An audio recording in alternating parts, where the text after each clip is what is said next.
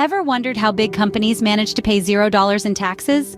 You're not alone. It's a great mystery that has intrigued many. Now, it's not that these corporations are breaking any laws. No, they're just incredibly good at working within the existing systems, using a blend of strategies to minimize their tax burden.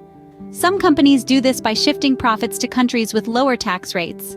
Others take advantage of various tax breaks and incentives offered by governments.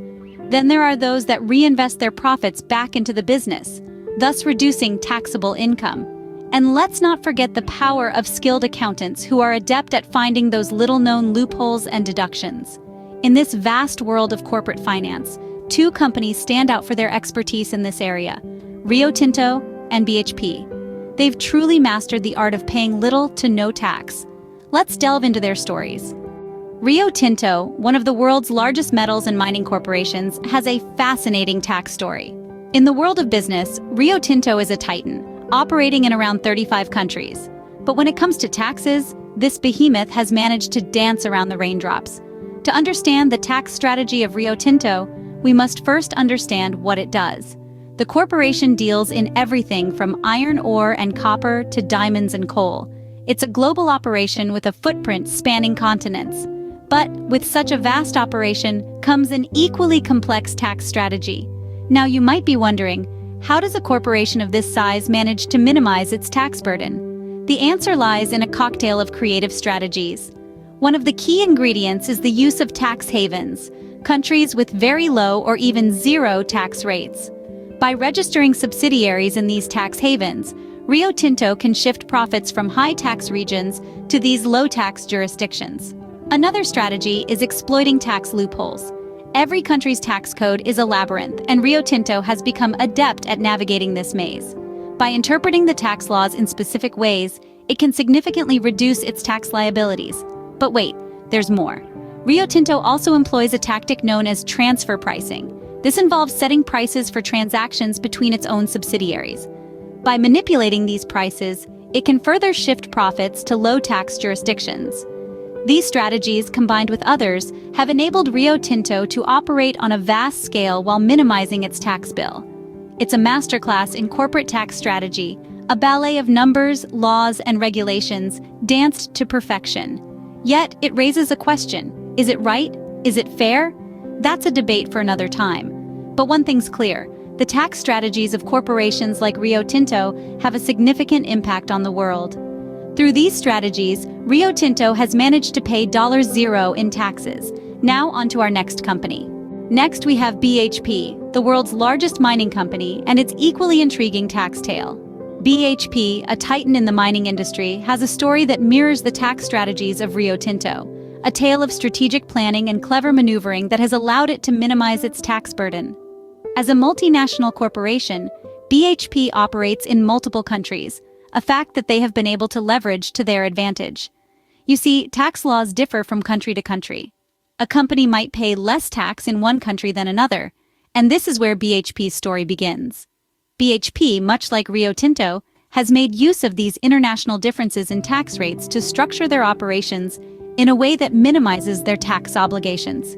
BHP has established entities in tax-friendly jurisdictions, a move that has allowed them to funnel their profits through these entities and thus pay less tax overall. It's a strategic game of chess, with each move carefully calculated to ensure the company stays one step ahead. But it's not just about strategic location. BHP also employs a range of other tax strategies to further minimize its tax burden. These include the use of debt financing, transfer pricing, and the exploitation of tax incentives and loopholes. Debt financing allows a company to borrow money to finance its operations, and the interest paid on this debt can be deducted from taxable income. Transfer pricing involves setting prices for goods and services traded within the company to shift profits to lower tax jurisdictions. Tax incentives and loopholes, on the other hand, are often used by companies to legally reduce their tax liabilities. It's a complex web of strategies, each one carefully crafted and executed to ensure BHP pays the minimum amount of tax possible. It's a game of numbers, a dance of dollars, a balancing act that keeps the company in the black while keeping the taxman at bay. Just like Rio Tinto, BHP has also managed to pay $0 in taxes. But how does this impact us? You might be wondering, Why should I care if these companies pay $0 in taxes? Well, let's dive into the ripple effects this kind of corporate tax avoidance can have on our society and economy. First off, taxes form a significant part of government revenue. This revenue is what fuels our public services. Think schools, hospitals, libraries, roads, and so much more. When corporations find ways to pay less or even nothing at all, the government has less money to spend on these vital services. This can lead to cutbacks, fewer resources, or potentially higher taxes for the rest of us to pick up the slack. But that's not all. Corporate tax avoidance also contributes to economic inequality. How is that, you may ask? Well, when big corporations don't pay their fair share, the tax burden shifts to individuals. And not just any individuals, but those who can least afford it. The wealthy can hire expert accountants and lawyers to minimize their tax liabilities, but the average person doesn't have that luxury. So the gap between the rich and the poor widens, creating a more unequal society. And what about the economy? You might think that companies saving on taxes would lead to more investment, more jobs, and a stronger economy. But the reality is often different.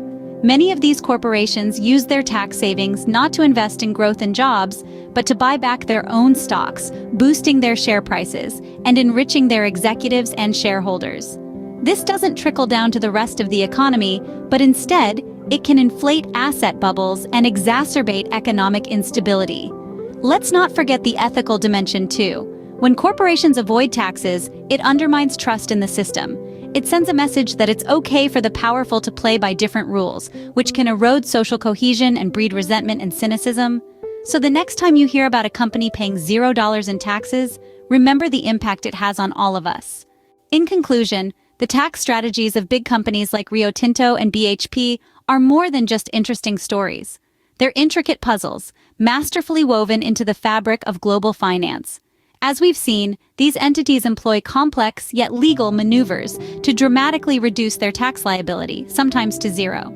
From the tale of Rio Tinto's offshore dealings to BHP's profit-shifting strategies, we've unveiled the hidden world of corporate tax avoidance.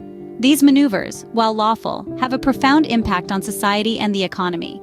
They contribute to a widening wealth gap, deprive economies of critical funds, and place an unfair burden on small businesses and everyday taxpayers. But this isn't just a tale of two companies, it's a global phenomenon, a complex issue that calls for a collective solution. They are a reminder of the importance of tax fairness and the need for reform. Thanks for watching, and remember to like, share, and subscribe for more intriguing insights.